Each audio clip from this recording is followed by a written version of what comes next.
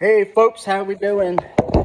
We're sitting here tonight putting together some GHG surf scoters, and this works along with the old squalls. Not sure with any other GHG decoys, but with these I think we finally found the answer here. We're trying to put together a GHG old squall. It looks like this, or excuse me, the scoter box looks like that. Okay, we all know that they are a pain in the butt to put that freaking head on, and we have done over, I don't know, 10 dozen, if not more, and hours and hours to put these things together. So, what we have found, I'm going to put a brand new one here out of the box. That way I can show you here.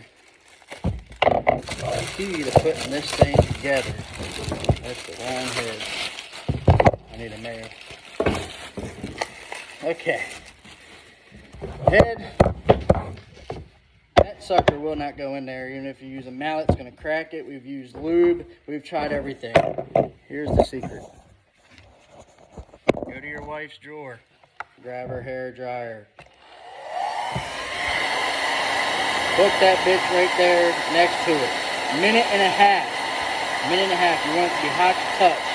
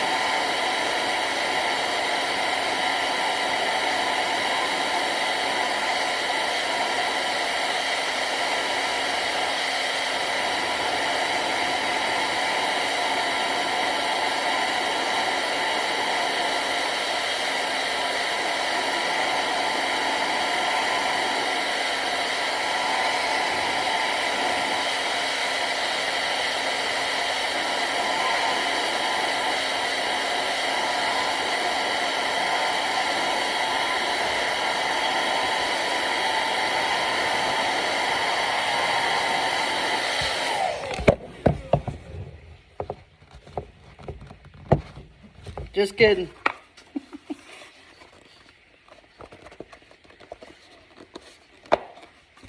Boom.